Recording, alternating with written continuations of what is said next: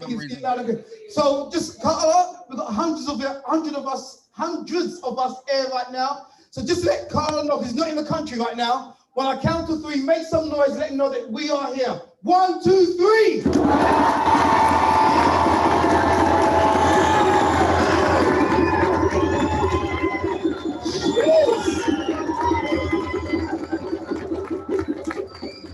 So Akala, exactly where are you now? Exactly where are you now? I'm in Los Angeles, just doing some business at the moment. So I'm in LA. I'm in LA at the moment. Fantastic. And Brother Akala, just wanted to... Can you hear me? Yeah, we can hear you clearly, sir. We can hear you clearly. Maybe a slight delay. But Beautiful. I'm going to ask Akala just 1 or 2 quick questions. But if you'd like to ask Akala a question, just raise your hand, come to the front, and you can ask Akala a question yourself. I know Destiny, I think you had a question, didn't you? I'm not too sure.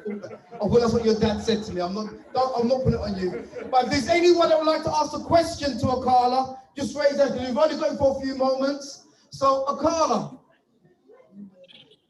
Yes. Akala, why, and I'll leave silence in here right now. Akala, it's a generic question, but why is self-identity so important for young people today, the knowledge of self? Fantastic question. Coming to my own upbringing, many of you will not know, right? Brother Andrew actually came to my school when I was 11 years old, right? And obviously I'd been very lucky anyway. I was already going to a Black Saturday school called the Winnie Mandela School. Brother Basil Mohammed is here right now as well. Brother Basil and his family, who was your school teacher. Listen, see Brother Basil, yeah? Right, the impact Brother Basil had on my life, real talk, even now, you just saying my man's there. You know when you get that little eye water feeling as you get older, and you really think about the way in which people put themselves out for you, helped you, looked out for you in school. Like my school was a very mixed school economically and ethnically. And that created lots of good things, but also lots of bad things. And there were lots of teachers, lots of white teachers particularly, if we're being honest, not all of them, but a portion of them who had certain ideas in their head that they had to convince themselves about Black people's values that were just not accurate. And people like Brother Basil helped so many brothers like me get through school, forced us to get through school in a way. Like he was very harsh on us, but in a good way, because we knew it was coming from a place of love. We never resented him. It's not like he was harsh on us just for the sake of it. We knew he was looking out for us in the face of, like, he used to give us these little leaflets with our rights, should we get stopped by the police, which obviously we did, whether we had good grades or not, whether we were involved in bad activities or not. And he really, really looked out for us. Brother Basil, as far as I know, is qualified to teach a whole load of subjects. And he chose to do PE specifically because he knew the way the British education system worked, that Black boys would be siphoned into doing PE. And that's where he could really have an impact on and guide us.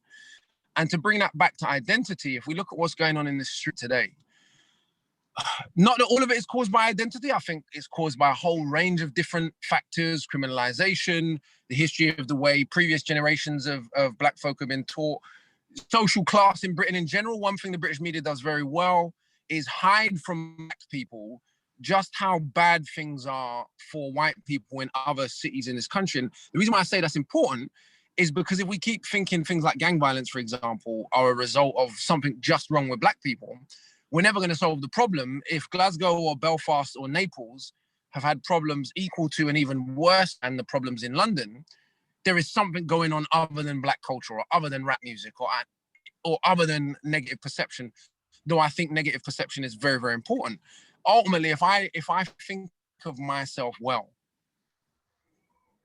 I'm going to look at other people like me and think of them well. If I think of myself badly, I don't have any value in myself, I don't love myself, I'm going to project that lack of love on top of people like me. And there's a very good book for those of you, you know, even though you're a young group, very, very bright group. There's a great book by an African-American psychologist called Black on Black Violence by Dr. Amos Wilson. And he looks at the role psychology plays. And obviously there are other factors, but he looked at the role that self-hatred plays in some young Black men's willingness to be violent towards one another.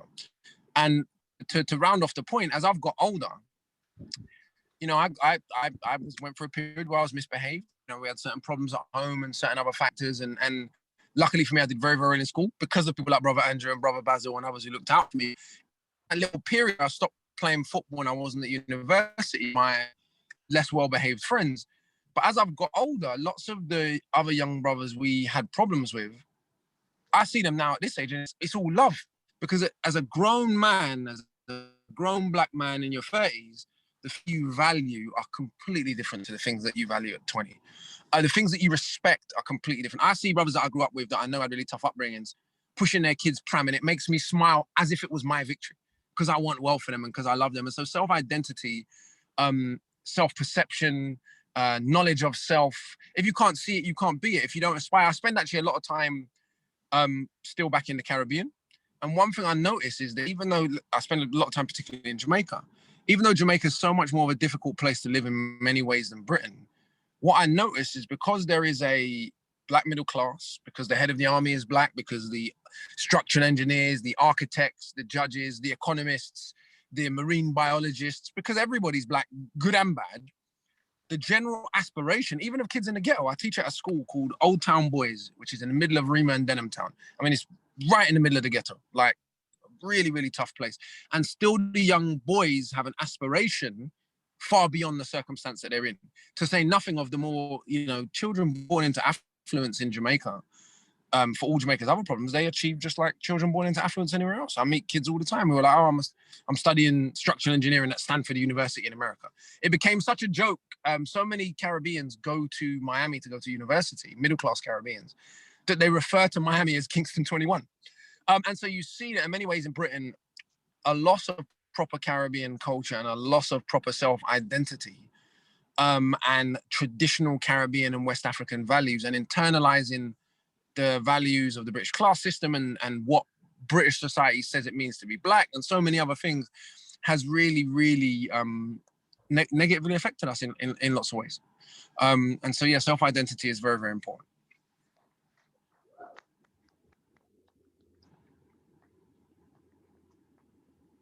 Hello? Yeah, I can hear you. Yes, Brother Basil, how you doing, sir? I hope you and your family are well, man. Good to hear your voice. It's doing well. We're so proud of you, brother, in terms of how you've developed. You know, what little I could pass on to yourself, you've just taken it and run with it globally, brother. And we're so proud of you. But one question I did have. Thank you, my brother. Praise be to Allah. One question I did have for you, bro. When's your next book coming out? Thank you. Good question. So I'm actually in research at the moment for a sort of follow-up to Natives, which looks more at families. Because obviously in Natives, I wrote about my own family. I got the Dark Lady a book out, young adult book out now, fiction. But I'm researching like another history book that I think will be out probably not until 2023 though, because I'm still in the research stage. I haven't even started writing it. I finally started working on some new music, so that's going to come out next year. I've been working on a few other sort of TV production bits and social program bits, but yeah, the next book probably won't be till 2023. Thank you very much, brother. We've got one question from one of our young boys. Hi, I'm Josiah. I'm 11 years old, and I have a question. And it is, in the terms of violence, how did it feel growing up in your days? Really good question. I mean, a lot of the seeds of the problems that you guys have unfortunately inherited, I believe, I wouldn't say they began in my generation because there were problems before us, but like, so in the area I grew up in North London, there was one particular boy, he actually had the same name as me. He was called Kingsley. That wasn't his street name. When he was killed, we all knew things had changed because of the way he was killed, a very, very gruesome way that he was killed. And because he was so feared, and he was 16, the boys were a lot older than him, came and killed him, we really saw a shift. And my generation was on the cusp because when I was younger, probably you lot's age, we still remember a lot of the people doing the stabbing were racist people. And so a lot of the aggression in our, not to say that, black people are people, we're capable of bad things and good things like everybody else, but that doesn't change the part of our circumstance in Britain. If you look at the way our grandparents' generation came to Britain, the migration, it controlled for criminal records. So if you had a criminal record, they didn't let you in. Jamaica, in this case, where my grandparents are from, had a very low murder rate still in the 1960s. When Caribbean migration to Britain was stopped. And the kinds of people that could even get the money together to come to Britain, even if they were working class, they were from the more fortunate sections of the Caribbean working class for obvious reasons. It costs a lot of money to come to Britain. And so they didn't come here with a lot of the problems that now exist, or even that now exist in Jamaica. And the roots of these problems are socioeconomic, are racism, are classism, loads of different things. But basically, my age group was probably the last age group for whom this is true, because the demography of London has changed so much. When I was 12 or 13 and I used to go to play for West Ham in Romford, it was still racist white people we were running from and we had problems with, or places like Enfield now, which has got a large black population, didn't have that back then. And so a lot of it was, or in North London, there was an area, Barnsbury, Packington Estate, around there, it was like white hooligans, basically. So there was still that remnants of the racist conflict that my dad's generation had gone through in the 70s and 80s, with racist gangs like the Teddy Boys and the National Front, and then the police taking their side. And that aggression sort of filtered down and then turned into, with loads of other factors, the beginnings of the gang violence of today. And a lot of the gangs that are around today began in my era. So like there was a famous gang in South London, which unfortunately some of my cousins were on the periphery of, that their descendants then became this one, then became that one. But again, I think black people in London would do very, very well to study. So there's a great scholar called Andrew Davies, who's written a number of books about gang violence in Glasgow and Manchester. The one about Glasgow is called City of Gangs. The ones about Manchester is called Gangs of Manchester. The reason why it's important to study these things is because if you're not careful, we can confuse correlation for causation, by which if you live in Harlesden or you live in Brixton and everyone on your estate's black, the good people and the people doing wrong, I say the people doing wrong because just because you do wrong doesn't mean you are wrong to the core. You can confuse and believe that, there must be something wrong with us because rah. Whereas actually, when you go to other places that are socioeconomically similar, you see that the results are often similar, the outcomes are similar. So, for example, in Glasgow and Manchester, most of the migrants that moved there came from Ireland. They were subject to discrimination. They were taken out of the jobs market. They were undertaught in schools, things that actually are very similar to the experience of black people in London and Birmingham. And the results, in many ways, are worse in terms of outcome. Because, and the reason why I would argue that's true is because a lot of the Caribbeans and West Africans that come to Britain, despite what the British government says or what the press says, we actually came from families that were in many ways more fortunate than the white English underclass with whom we integrated. And my family is an example of that. My mother's family were much less well-educated than my dad's family. Even though they were both equally poor, my mother's family didn't encourage girls to go to university. My father's family did. But the problem is the way the media would have you believe is that positive educational influences can only ever come from rich white people towards black people. There can never be a situation in which black people are actually a positive educational influence on everybody else. And even if you look today, where British West African kids, many of whom were middle class before they left Ghana or Nigeria, they're doing comparatively much better in school than even similarly poor white kids. And you'll notice the media doesn't present that as, look, the black kids are doing well, whereas they will present gang violence as a uniquely black phenomenon. But in my day, it wasn't as bad as it is now, I would say. There was probably more organized crime, i.e. more shootings and more stuff that was specifically organized crime and drug related. But the sort of what I'm going to call hooligan style violence, the random violence between teenagers, wasn't as bad as it is today, but it had begun to become a serious problem and a serious concern. So I can only imagine how it feels for 15, 16-year-old boys today, trying to navigate that, especially, beautiful, bright boys like yourselves, trying to do everything you can to do well in school. Obviously, you're from families that love you, or you wouldn't be at school on a Saturday if you weren't. You're lucky. What the government knows and what they won't talk about is that regardless of ethnicity, the chance of a child going to prison, for example, is 50 times greater if they grew up in care. If we just account for that one factor. My dad grew up in care, by the way, so it's not a judgment of anyone who grew up in care. But if once you've been in the care system, the chance that you're going to go into prison at some point increases by about 50 times. And so they're pretending that they don't know that even among black people, the type of young boys likely to actually do violence or not. And you'll know this from your own schools or your own estates or your own area. You'll know that the 2 or 3 boys who are really bad, they usually come from a very particular type of circumstance or a very particular family or have had some tragedy. It doesn't just, you don't just wake up one day and you're on badness. And so there's the sort of silly explanations, which I sometimes even see black people embrace, just don't stand up to them. Those of you know who want to be economists or want to be historians or want to be in any of these things, it's really important. Emotions are important. It's important to care about our community. But if we're going to solve a problem, we have to understand the real roots of the problem. And sometimes our emotions about what a very serious issue can cloud us looking seriously at the evidence. There isn't a random black violence problem.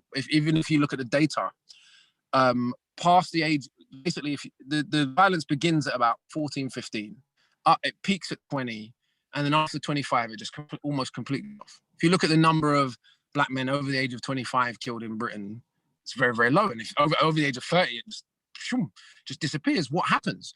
Do men get a melanin reduction operation at age 25 caused by blackness? You know, that would be very strange.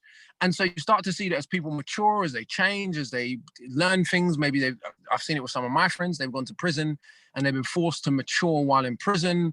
Whatever it is, you get a bit older and you value different things and you change. So the real question, and this is the question for you guys too, and for something you lot to think about, and you're already doing that great work, is actually how we protect the rest of the community from young boys and men who are aged 15 to 25, who are not in education, employment, or training, and who have pre-existing criminal records, most of whom are known to social services or known to the police. It is not as if kids who are on their way to uni are at as great a risk as children who already have long criminal records, for example. And so the police know this, the government know this, the schools know this. If you account for expulsion from school and so on, you start to see, so in my era, it was the same boys would get expelled from school, then they'd go to unit, and at the unit is where the trouble would begin. That's why the work of people like Brother Basil is so valuable, because in our school had a habit of just expelling black boys for any small infraction. Like they used to take a bet. This is true. A white teacher told me this actually. They used to take a bet in year 7, just based on the names of the boys who would get expelled. So if a boy was called Leon Smith, which was one of the boys in our school, or Jermaine Williams, they'd look at that name, think it's a black name, he's definitely getting expelled. If the teachers have that mentality, or some of the teachers have that mentality, it's going to be very, very difficult. And so my school had a habit of just, you get in trouble as a black boy, they expel you. Whereas, you know, rich kids we grew up with, rich white kids came into school, class A drugs, the school looked the other way, or mediated with the parents and let them back in school. And so the work of black school teachers, keeping boys in school, getting them into college, getting them into uni, is so invaluable, because when you start looking at the evidence, children who are not in education, employment, or training are at much greater risk than children who are in education, employment, or training. So just staying in school, then going to college, then going to uni, even if you come from the worst estate in the country, reduce the chances that you're going to end up in that kind of trouble massively. And so, yeah, big up all the school teachers.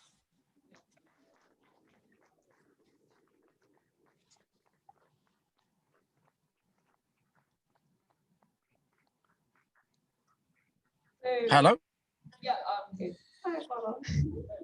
So real quick, I just wanted to say on behalf of all the young leaders, thank you for sending your books to us natives. I really enjoyed reading it, and I'm sure everyone else did, and I'm just really grateful. Yeah, thanks for talking to us as well. No worries. Anytime.